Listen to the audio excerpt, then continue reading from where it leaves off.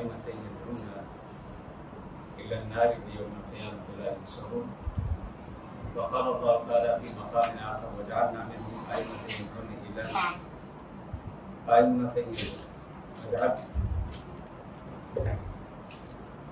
وجعلنا منهم أئمة يهدون بأمرنا وأوحينا إليهم وجعلنا منهم أئمة يهدون بأمرنا لما صبروا وكانوا بآياتنا يوقنون. وقال الله تعالى في مقام آخر وجعلناهم أئمة يهدون بأمرنا وأوحينا إليهم فعل الخيرات وإقام الصلاة وإيتاء الزكاة وكانوا لنا عابدين. صدق الله مولانا العظيم. سبحان اللہ سبحان اللہ. سورہ قصص سے آیت نمبر 41، سورہ انبیاء سے آیت نمبر 73 اور سورہ سجدہ سے آیت نمبر 24 تین مقامات کی تلاوت کا شرف حاصل کیا. وقت بہت مختصر ہے،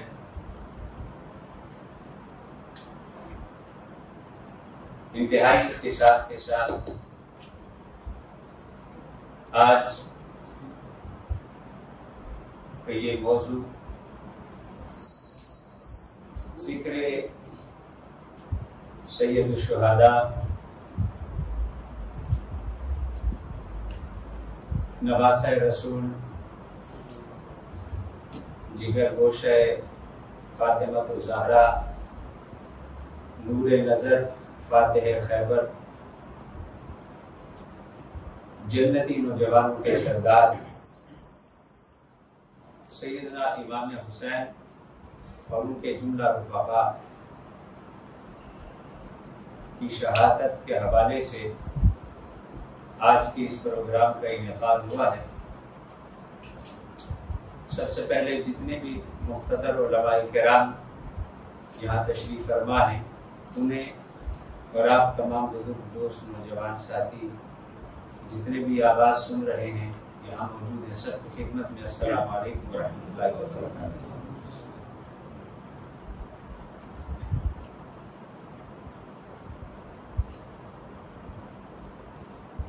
ذکر شہداء اور واقعہ کربلا دیگر واقعات سے کئی حوالوں سے منفرد ہے. ایک اس کی انفرادیت کہ سید الشہداء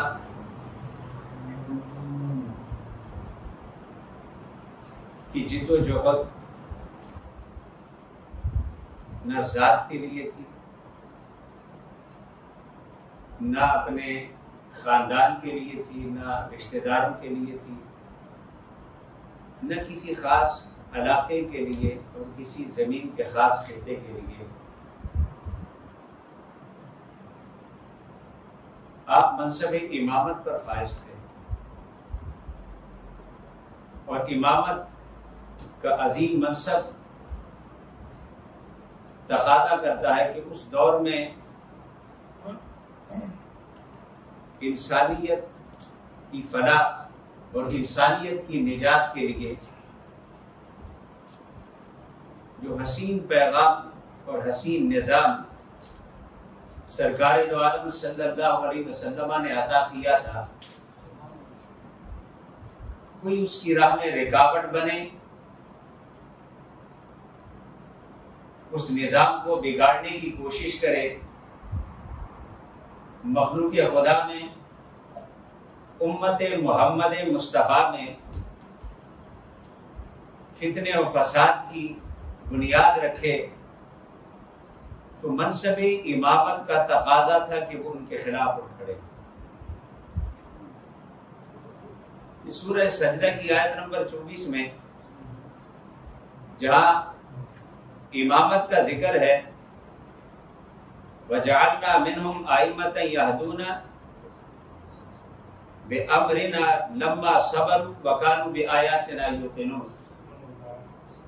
فرمایا ہم زمین پر لوگوں کو جب منصب امامت دیتے ہیں اور انہیں لیڈرشپ دیتے ہیں تو وہ لیڈرشپ میں کیا کرتے ہیں؟ ایک یہ لیڈرشپ ہے جو سورہ سجدہ میں بیان ہوئی، یہدون بامرنا، فرمایا جب انہیں لیڈرشپ ملتی ہے اور زمانہ انہیں تسلیم کرتا ہے ان کی قیادت کو، ان کی امامت کو، ان کی سیادت کو، تو اپنے اس منصب کو، اپنے اس مقام کو اور اپنی اس پوزیشن کو کسی پرسنل بینیفٹ کے لیے یا ورلڈلی بینیفٹ کے لیے یا فیملیز کی بینیفٹ کے لیے استعمال کرنے کے بجائے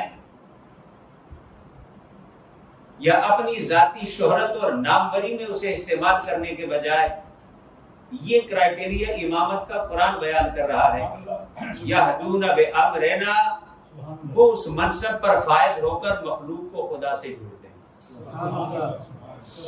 لوگوں کو خدا کا پیغام دیتے ہیں، مخلوق خدا کو اپنی ذات کی طرف نہیں بلاتے، اپنے کسی نئے بنائے ہوئے سسٹم کی طرف نہیں بلاتے، اپنے خاندان اور اپنی منفعت، اپنی لیڈرشپ کی بقا کی فکر نہیں کرتے کہ اب میں جو لیڈر بنا ہوں تو میں اس لیڈرشپ کو اپنے خاندان تک، اپنی اولاد تک، اپنی فیملی تک، اپنے ریلیٹو تک کس طرح ٹرانسفر کروں گا، یا کس طرح اس لیڈرشپ سے میں اپنے لیے مال و متاع اور دولت کے انبار لگاؤں گا۔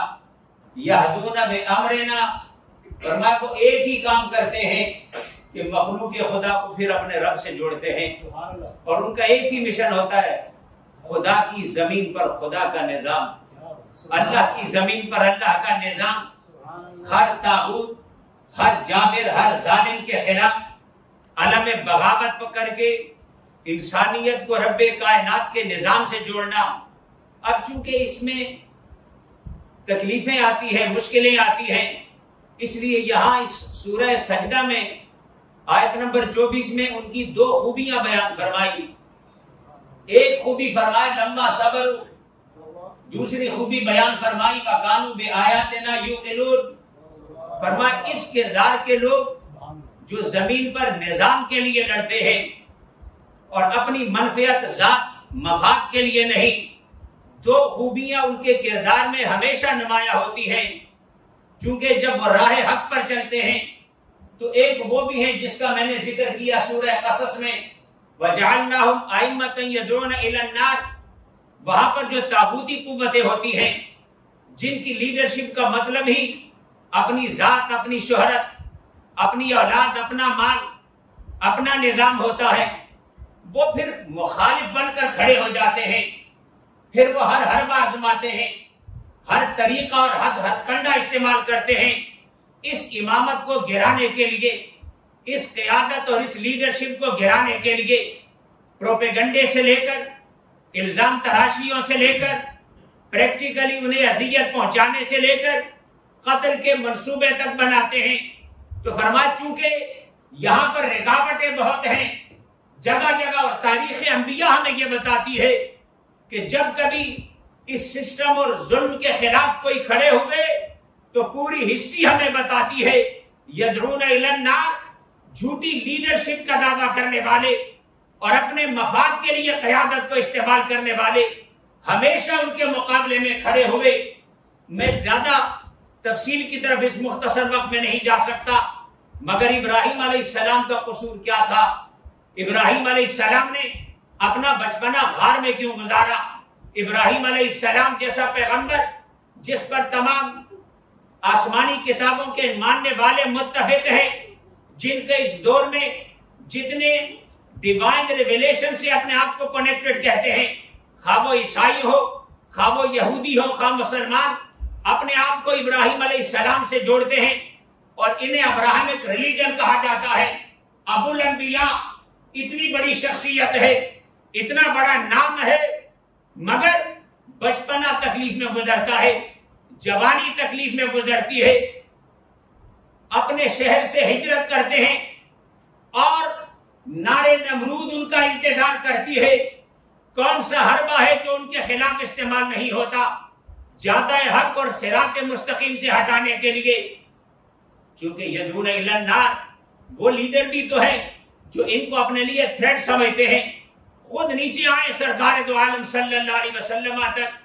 آپ کو صادق اور امین کہنے والے مکہ والے تو آپ کو صادق کہتے تھے, آپ کو امین کہتے تھے, آپ کو سچے کہتے تھے, آپ کو ایماندار کہتے تھے, آپ کو بااخلاق کہتے تھے.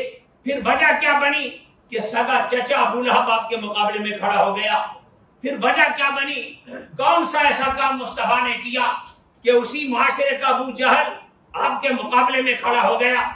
کون سی ایسی آفت آئی کہ ابو لہب کھڑا ہو گیا, عتبہ اور شیبہ کھڑے ہو گئے.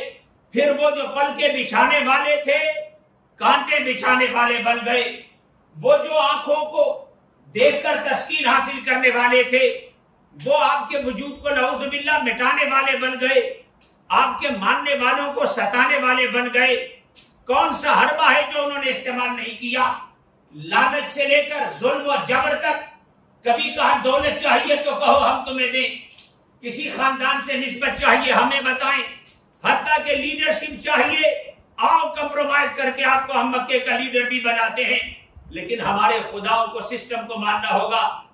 پھر مکہ سے ہجرت, مدینہ میں بھی آپ نے ہجرت بھی کر لی, گھر بار رشتہ دار سب کچھ چھوڑ دیا.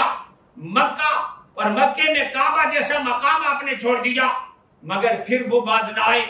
بدر سے لے کر حنین تک, احزاب سے لے کر خیبر تک ایک سیریز ہے دشمنوں کے ستانے کی. تو وجہ کیا تھی؟ یہ تو مکے میں صادق کہلاتے تھے, امین کہلاتے تھے. 40 سال ان کے درمیان رہے, بھری جوانی ان کے سامنے گزاری, بچپنا ان کے سامنے گزارا. 40 سال تک آنکھ کا تارا بننے والا کیوں اس کے خلاف ہوئے؟ اس لیے کہ جب تم حق کی طرف بلاؤ گے, جب تم معاشرے میں تسبیح پکڑ کر اپنا ذکر فکر کرتے رہو گے کوئی تم سے نہیں لڑے گا. لیکن جب تم سسٹم کے خلاف کھڑے ہوگے, جب تم غریبوں کی بات کرو گے, جب تم مظلوموں کی بات کریں گے, تو جن کا نظام اس ظلم پر چلتا ہے, جن کا کاروبار ہی لوگوں کا بیپار ہے, جن کی زندگی لوگوں کے جذبات سے کھیلنے سے بنی ہے, وہ آپ کو کیسے برداشت کریں گے؟ ان کی چودراہٹ, ان کی لیڈرشپ بنی ہی سارے ظلم پر ہے. وہ آپ کے خلاف کھڑے ہو جائیں گے. مصطفیٰ 40 سال تک رہے صادق اور امین, لیکن جب پیغام دیا قولوا لا الہ الا اللہ تفلحون, وہی صادق اور امین کہنے والے ساحر کہنے لگے, جادوگر نعوذ باللہ کہنے لگے, خاندانوں کو لڑانے والا کہنے لگے. یہ ایک پیغام مسلسل چلا رہا ہے. اس لیے اللہ نے سورہ سجدہ میں فرمایا اس امامت کے منصب پر جب بھی فائز ہوگے, نظام کے خلاف جب بھی کھڑے ہوگے, 2 کردار اور 2 صفات تمہارے کردار میں ہمیشہ چمکنے چاہیے. ایک لمبا صبر, ایک تمہیں صبر کا پہاڑ ہونا پڑے گا. وَقَانُوا بِآيَاتِنَا يُوقِنُونَ, ایک شک کی وادی سے نکل کر تمہیں یقین والا ہونا پڑے گا. یہ تذبذب میں صبح و شام کہنے والے جو انج ہویاتے کی اسی, جو انج ہویاتے کی اسی, فرمائیے یہ لیڈرشپ شک میں پڑھنے والوں کا کام ہے ہی نہیں, یہ یقین والوں کا کام ہے. یہ ان کا کام ہے جنہیں نکلے ہوئے سورج کی طرح اپنے پیغام پہ یقین ہوتا ہے. سارا زمانہ انہیں کہے, ہزاروں لاکھوں لوگ اکٹھے ہو کر کہیں کہ سورج نہیں نکلا, وہ کہتا ہے تم ابھی تو 1000 ہو, تم لاکھ بھی ہو جاؤ, تم لاکھ ہو, تم کروڑ بھی ہو جاؤ, میری آنکھیں دیکھ رہی ہیں کہ سورج چمک رہا ہے. میں کیسے مان لوں کہ سورج نہیں نکلا؟ میرے بدن کا ایک ایک انگ سورج کی روشنی اور اس کی تمازت کو محسوس کر رہا ہے. فقط آنکھ نہیں, جسم کا ہر بال اور ہر انگ سورج کے وجود کو محسوس کرتا ہے. جسے میرے وجود کا سر کا پا پورا سراپا محسوس کرتا ہے, تو مجھے کہتے ہو سورج نہیں نکلتا. جیسے نکلے ہوئے سورج کا کسی آنکھ والے باشعور بندے سے انکار کرانا مشکل ہے. کایاتنا یوقنون, جو منصب امامت پر اس راستے کا مسافر ہوتا ہے, سورج سے زیادہ اسے اپنے مشن اور اپنے مقصد کا یقین ہوتا ہے کہ وہاں لمبا صبر, پیکر صبر ہوتا ہے, پیکر صبر بنتا ہے. اس لیے تو خواہ دور ابراہیمی ہو, دور مصطفی ہو یا دور حسینی ہو, کربلا کا سفر ہو، کربلا کا ریگستان ہو، تنہائی ہو، سب کچھ ہو، ڈرایا جائے، دھمکایا جائے، اسے بار بار کہا جائے ارے حسین تم تو وہ شہزادے ہو جن کی جھلک دیکھنے کے لیے لوگ میلوں میل سفر کرتے ہیں، تم تو وہ ہو جن کی مجلس میں بیٹھنے کو لوگ اپنے لیے سعادت سمجھتے ہیں، جن کو دیکھ کر اپنی آنکھوں کو ٹھنڈک دیتے ہیں، لاکھوں کروڑوں تمہارے دیوانے ہیں تمہارے دیدار کے، تمہاری مجلس کے، تمہاری صحبت کے، تمہاری نصیحت کے، تمہارے ساتھ اٹھنے بیٹھنے چلنے پھرنے کے، تو تم یہ تنہا کہاں آ گئے؟ تو حسین نے ایک پیغام دینا تھا، ایک وقت آئے گا کہ جب لوگوں کو کہا جائے گا ہم لیڈر ہیں، ہمارے بچے امریکہ میں پڑھیں گے لیکن پاکستان کی گلیوں میں بچے مروانا تمہارا کام ہے، ہم لیڈر ہیں، ہمارے بنگلے محفوظ رہیں گے، گلی کوچوں میں مارے مارے پھرنا تمہارا کام ہے، تکلیفیں اٹھانا تمہارا کام، گولیاں لاٹھیاں کھانا تمہارا کام، لیڈرشپ کا کام ان چھوٹے موٹے کاموں میں نہیں ہوتا، وہ تو صرف جب وقت آتا ہے تخت پہ بیٹھتا ہے، وہ تو صرف گائیڈ لائن دیتا ہے۔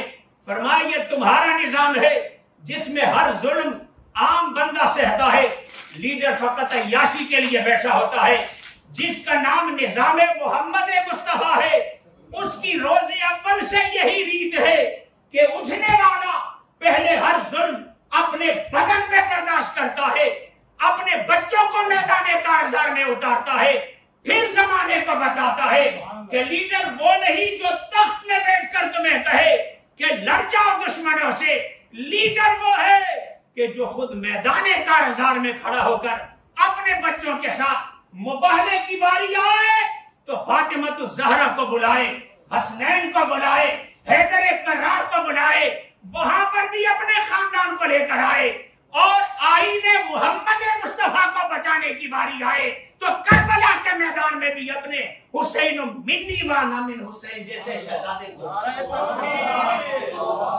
نعرہ تکبیر، نعرہ رسالت، شہدائے کربلا زندہ باد، زندہ ہے۔ آج وقت نہیں کہ میں تفصیل سے ان واقعات کی طرف جا سکوں، لیکن کبھی کبھی وقت کے موجودہ حالات کے تناظر میں بات سمجھانا زیادہ آسان ہوتی ہے۔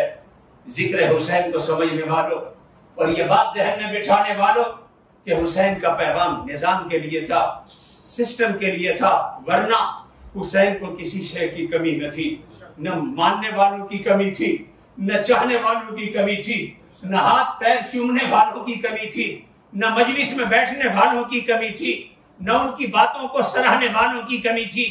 ہر حوالے سے حسین ذات میں پورے تھے، حسین منی وانا من حسین کی چمکتی ہوئی تصویر تھی، لوگ حسین کو دیکھ کر دیدار مصطفیٰ کی پیاس بجھاتے تھے، لوگ زیارت کے لیے آتے تھے، ارے حسین تو حسین کا علی اکبر جو کربلا کے ریگستان میں خون کا نذرانہ دے رہا ہے، اسے ہم شکل مصطفیٰ کہا جاتا تھا۔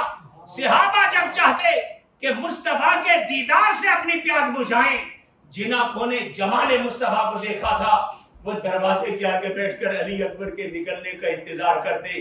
وہ لوگ جنہوں نے مصطفیٰ کو نہ دیکھا تھا وہ پوچھتے یہ انتظار کیوں کرتے ہو، اس کے آنے کا انتظار کیوں کرتے ہو؟ کہا تم نے وہ حسن نہیں دیکھا جسے حسن مصطفیٰ کہا جاتا ہے، جسے قرآن والضحیٰ کہہ کر واللیل اذا سجا کہہ کر بیان کرتا ہے۔ ہم نے وہ حسن اپنی آنکھوں سے دیکھا ہے، اگر اس حسن کی شعاعیں کسی چہرے میں نظر آتی ہیں تو اس کا نام علی اکبر ہے جو حسین کا رستے کی۔ لیکن سب کچھ ہونے کے باوجود تپتے ہوئے صحرا میں تنہے تنہا کھڑے ہوئے تاکہ زمانوں کو بتائیں کہ شہزادے یہ نہیں ہوتے جو عیاشیوں میں پلتے ہیں اور تمہیں کہتے ہیں کہ تم تنہائیوں کا سفر کرو، شہزادے یہ ہوتے ہیں کہ پہلے کربلا کے میدان میں خود اترتے ہیں۔ موجودہ تناظر میں اس لیے میں ضروری سمجھتا ہوں کہ پیغام حسینی کو سمجھنے کے لیے آج آپ سب جانتے ہیں 14 اگست ہے، 74 سال ہو گئے، 75واں ہمارا یوم آزادی ہے، لیکن آج حسینی پیغام کو سمجھنے کے لیے ذرا اس پس منظر میں آپ کو سمجھانا چاہتا ہوں کہ سسٹم کیا ہوتا ہے اور سسٹم کے لیے قربانی دینا کیا ہوتا ہے، اور جب سسٹم پر کمپرومائز ہو جائے تو اس کے اثرات کیا ہوتے ہیں۔ آئیے میں آپ کو بتاؤں، آج جسے 14 اگست کہتے ہیں، آج سے 74 سال پہلے یہاں اس بر صغیر میں ایک زمین کے ٹکڑے کو جدا کیا گیا۔ یہی 14 اگست کی تاریخ تھی، زمین کے ٹکڑے کو جدا کیا گیا۔ رات بے شک لیلۃ القدر کی تھی، مگر انگلش تاریخ یہی تھی، اور اس کو جدا کرنے والوں سے پوچھا کہ یہ جو بر صغیر ہے جس میں تم لکیر کھینچ رہے ہو، اس لکیر کے ادھر ادھر ان لوگوں میں فرق کیا ہے؟ ادھر جٹ ہے تو ادھر بھی جٹ ہے، ادھر گجر ہے تو ادھر بھی گجر ہے، ادھر آرائی ہے تو ادھر بھی آرائی ہے، ادھر اگر ہندوستان کا رہنے والا تو ادھر بھی ہندوستان کا رہنے والا، ان کا رہن سہن، طور طریقہ، کھانے پینے، سراپے، خاندان، زبان تو ساری ایک ہے، تو یہ لکیر کیوں کھینچنا چاہتے ہو؟ فرمایا ہاں ان کی قومیں ایک ہوں گی، ان کے رنگ ایک ہوں گے، ان کی نسلیں ایک ہوں گی، مگر ایک چیز ان کو دوسرے سے جدا کرتی ہے، اور اسی جدا کرنے والے کو پھر نعرہ بنا کر کہا کہ پاکستان کا مطلب کیا؟ لا الہ الا اللہ۔ اور قائد اعظم نے کہا کہ ہم ایک ایسی تجربہ گاہ حاصل کرنا چاہتے ہیں، ایک زمین کا ٹکڑا حاصل کرنا چاہتے ہیں جہاں پر ہم اپنے اسلامی ویلیوز کو اپنے طریقے سے آزما کر اسلام کے مطابق زندگی گزاریں۔ پاکستان بن گیا۔ آج 14 اگست کا دن تھا، 1947 کو ایک نئے سفر کا آغاز ہو گیا، مگر آج 2022 میں آئے، ذرا اس ملک کا جائزہ لے جو اسلام کے نام پر بنا تھا۔ آپ کو معلوم ہے کہ اس پاکستان کا تعارف کیا ہے؟ یاد رکھیں، historically there are only 2 states established on the name of religion in this world, in this modern world, after Riyasat Madina. Only 2 states in this world. One is known as Israel, the other is known as Pakistan. ان 2 ملکوں کے سوا اس زمین پر اس موجودہ modern دور میں کوئی ملک مذہب کے نام پہ نہیں بنا، رنگ کے نام پہ بنے ہیں، نسل کے نام پر بنے ہیں، جغرافیائی حدود کے نام پر بنے ہیں، ریلیجن کے نام پر موجودہ دور میں 2 ہی ملک بنے ہیں۔ ایک یہودیوں نے اسرائیل کو آباد کیا، ایک مسلمانوں نے پاکستان کو آباد کیا۔ اس لیے ہم کہتے ہیں کہ یہ ریاست مدینہ کا تصور پیش کرنا ہے، مگر کیا ہوا؟ پاکستان تو بن گیا۔ آج 2022 میں پاکستان کی حالت یہ ہے کہ پاکستان، اگر پوزیٹو پہلوز کو دیکھیں، پاکستان اسلام کے نام پر بننے والا صرف ایک اکیلا ملک ہے، اسلام کے نام پر بننے والا ملک پاکستان ہے۔ مسلم ورلڈ میں 2nd لارجسٹ پاپولیٹڈ کنٹری، آبادی کے لحاظ سے انڈونیشیا کے بعد دوسری بڑی آبادی والا ملک پاکستان ہے۔ 230 ملین پاپولیشن، 23 کروڑ کے لگ بھگ جس کی آبادی ہے، اور اگلی بات کہ یہ جو 23 کروڑ کی آبادی ہے، تیسرا اس کا پلس پوائنٹ کہ پاکستان کی 64% پاپولیشن ینگسٹر ہے، جوانوں پر مشتمل ہے۔ یہ بہت بڑا ایڈوانٹیج ہے۔ جس ملک میں بوڑھے زیادہ ہوتے ہیں ان کے مسائل اور ہوتے ہیں، ینگ بلڈ جس کا تناسب زیادہ ہو اس کی ایڈوانسمنٹ ٹیکنالوجی کے اور آگے بڑھنے کے ذرائع اور معاملات اور لیول کے ہوتے ہیں۔ 64% ینگسٹر آپ کی یہاں کی آبادی ہے۔ 5واں بڑا پاپولیٹڈ کنٹری دنیا کی آبادی میں، اسلام میں تو دوسرا بڑا ملک ہے، دنیا کی آبادی میں بھی پاکستان 5واں بڑا ملک ہے۔ 200 سے زیادہ ممالک ہیں، مگر پاپولیشن میں پاکستان کا 5واں نمبر ہے۔ یہ تیسرا اور چوتھا ایڈوانٹیج ہے اس کو۔ اگلا ایڈوانٹیج، یہاں پر جو نیوکلیئر اسٹیٹ ہیں، اگر آپ 5 پراپر نیوکلیئر اسٹیٹ کے بعد 2 اور ایڈ کریں، اس میں 7واں پاکستان ہے۔ اگر 4 اور ایڈ کریں، ساؤتھ کوریا اور اسرائیل کو شامل کریں، اور اس کے ساتھ ساتھ انڈیا اور پاکستان کو، تو 9 نیوکلیئر اسٹیٹ میں پاکستان ایک شمار ہوتا ہے۔ بہت بڑا اعزاز ہے۔ دنیا میں ٹوٹل ڈکلیئر اور انڈکلیئر 9 نیوکلیئر اسٹیٹ ہیں، ایک ان میں سے پاکستان۔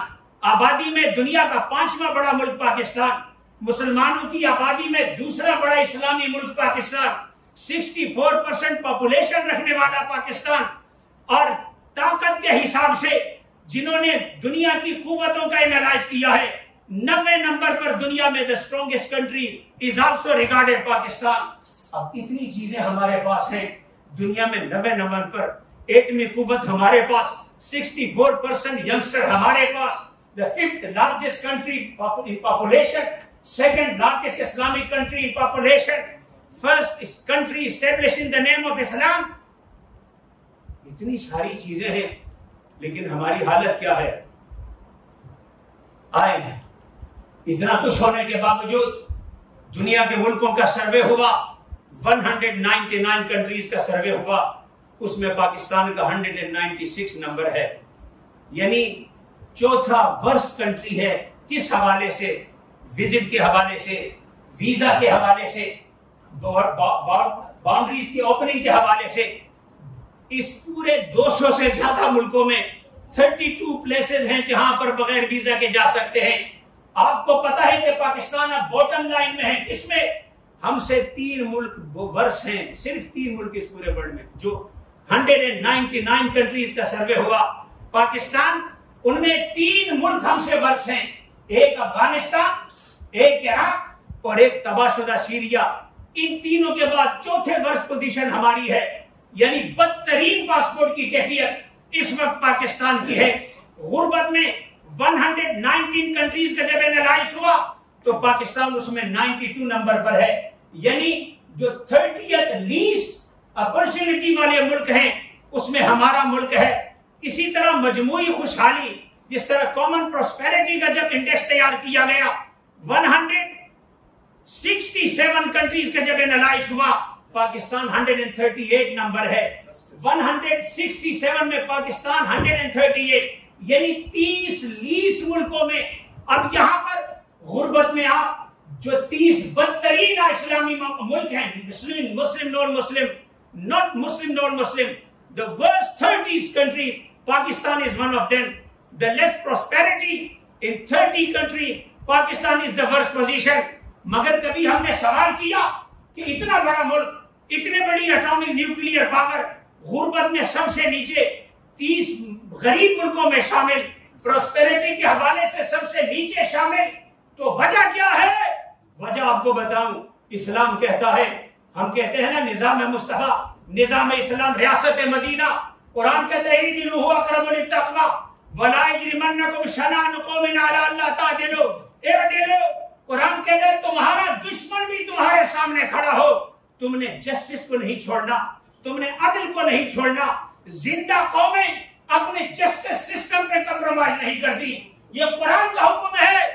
اپنوں تو اپنے، ولا یجرمنکم شنآن قوم، دشمن جس سے تم نفرت کرتے ہو اس سے بھی جب ڈیل کرو، کبھی انجسٹ نہ بننا، کبھی عدل کو نہ چھوڑنا۔ آج جب دنیا کا اینالائز ہوا 139 کنٹریز کا، تو پاکستان 130 نمبر پر ہے۔ 8 ورس کنٹریز ہیں ہم سے، 90 نمبر پر ہم کھڑے ہیں۔ یہ ہے اسلام، یہ ہے مسلمان، یہ ہے ریاست پاکستان۔ اس کے علاوہ تعلیم سیکنڈ چیز ہوتی ہے جو قوموں کو زندگی دیتی ہے۔ 130 کنٹریز میں سے پاکستان 125 نمبر پر ہے۔ صرف 5 کنٹریاں ہم سے ورس ہیں ایجوکیشن میں، ہم 6 نمبر پر کھڑے ہیں دنیا میں۔ کہاں آبادی میں 5ویں نمبر پر، کہاں جہالت میں 5ویں نمبر پر۔ ہم تعلیم کے حوالے سے 130 کنٹریز میں ہمارا 125 نمبر ہے۔ صرف 5 کنٹریاں ورس ہیں۔ بے انصافی میں صرف 8 کنٹریاں ہم سے گئی گزری ہیں جس پر ہم کھڑے ہیں۔ اسی طرح صحت دیکھیں، 195 میں 154 ہمارا نمبر ہے۔ 40 کے جو فگر ہیں ورس کنٹریز ہیلتھ کے حوالے سے، ہم اس میں کھڑے ہیں۔ اور جو ٹرانسپیرنسی انٹرنیشنل کی رپورٹ تھی وہ کہتے ہیں کہ 118 کنٹریز میں سے 140 نمبر پاکستان کا ہے۔ ہم سے 40 جو بدترین ٹرانسپیرنسی کے حوالے سے ملک ہیں، شفافیت کے، اس میں کئی چیزوں کو اکٹھا کیا جاتا ہے۔ اوورآل شفافیت 180 میں سے پاکستان 140ویں نمبر پہ کھڑا ہے۔ آپ بتائیں کہ یہ ہے ہمارا نظام۔ جب سسٹم پہ آپ کو کمپرومائز کرتے ہیں، بے انصافی ہوتی ہے، جہالت ہوتی ہے، غیر شفافیت ہوتی ہے، رشوت ہوتی ہے، پھر ظلم کیا ہوتا ہے کہ 2nd لارجسٹ اسلامک کنٹری، دنیا کا بدترین ملک، ورس 4th کنٹری میں شمار ہوتا ہے ویزا کے حوالے سے۔ جب ظلم اور جبر ہوتا ہے، جب بے انصافی اور جہالت ہوتی ہے، تو پھر آپ کا غربت کے حوالے سے، آپ کی پراسپیرٹی کے حوالے سے 30 بدترین ملکوں میں شمار ہوتا ہے۔ یہ ہے کربلا جو آپ کو سمجھانا چاہتا ہوں۔ یہ ہے 14 اگست کی نسبت سے پیغام کربلا۔ لوگ کہتے ہیں حسین کربلا میں کیوں گئے؟ اس لیے حسین جانتے تھے تعداد تمہاری زیادہ ہوگی، ملک تمہارا بڑا ہوگا، یوتھ تمہاری 64% ہوگی، اسلحے کے تمہارے پاس انبار ہوں گے، لیکن جب جسٹس نہیں ہوگا، جب تعلیم نہیں ہوگی، جب شفافیت نہیں ہوگی تو بدترین قوم کہلاؤ گے۔ اگر اس ظلم سے نکلنا ہے تو جیسے حسین کربلا میں کھڑے ہوئے تھے، ایک کربلا تمہیں اپنے ملک میں بھی برپا کرنا ہوگا، قربانی کی ایک داستان رقم کرنی ہوگی۔ یہ ہے 14 اگست۔ ہم جھنڈے اٹھا کر موٹر سائیکلوں کے سائلنسر نکال کر لوگوں کو کہتے ہیں میں نے جشن آزادی منایا، پوسٹر لگا کر کبھی اپنی حالت دیکھو کہ تم کہاں پہنچے ہو۔ جو خدا کی دین تھی وہ خدا نے کیسے تمہیں دی؟ ہر موسم تمہیں دیا، زمین کا ہر خطہ تمہیں دیا، ہر خزانہ خدا نے تمہیں دیا، لیکن تم اپنی عزت کو نہ سنبھال سکے، اس لیے کہ تم نے سسٹم کو غاصبوں کے حوالے کیا، یزیدیوں کے حوالے کیا، ابن زیادوں کے حوالے کیا، شمروں کے حوالے کیا، عمرو بن سعد جیسے رذیلوں کے حوالے کیا۔ ہر جگہ ایک عمرو بن سعد کھڑا ہے، ہر جگہ ایک شمر کھڑا ہے، ہر جگہ ایک ابن زیاد کھڑا ہے، اور ہر بڑے عہدے پر ایک یزید بیٹھا ہے۔ جب قوموں پہ یزیدیوں ابن زیادیوں کی حکومت ہو جائے، ان کا اثر و رسوخ ہو جائے، جب قوم اتنی بے حس ہو جائے کہ اپنے ووٹ کو بریانی کی دیگ پر بیچنے لگے، 2000 روپے پر بیچنے لگے، کسی وقتی نالے اور نلکے پر بیچنے لگے، اس کے ذہن میں یہ نہ آئے کہ یہ نلکے کو آگ لگ جائے، جب میرا ملک چڑھے گا تو میرے نلکے خود بخود چڑھیں گے، جب میرا ملک ترقی کرے گا تو میرے گھر کی دیگیں خود بخود پکتی رہیں گی۔ مگر جب خود قوم اتنی بے شعور ہو جائے، اس لیے کسی نے سچ کہا تھا، کہا کہ یزیدیوں کے حملوں سے ہمیں اتنا دکھ نہ ہوا جتنا کوفیوں کی خاموشی سے ہوا۔ یہ جو خاموشی ہے آپ لوگوں کی قوموں میں، جب خاموش لوگ اپنے آپ کو عزت دار سمجھنے لگے اور خاموشی کو عافیت سمجھنے لگے، کسی ظلم اور جبر کے خلاف کھڑے ہونے کو، آواز اٹھانے کو اپنے لیے بے عزتی اور خوف کے سائے سمجھنے لگے، سمجھ جاؤ کہ وہ قوم کسی یزیدی سسٹم کے تحت چل رہی ہے۔ اس قوم کو پھر سے حسین کی ضرورت ہے، پھر سے علی اکبر کی ضرورت ہے، پھر سے جوان قاسم کی ضرورت ہے، پھر سے بچے علی اصغر کی ضرورت ہے، پھر سے بیٹی سکینہ کی ضرورت ہے، پھر سے بہن سیدہ زینب کی ضرورت ہے۔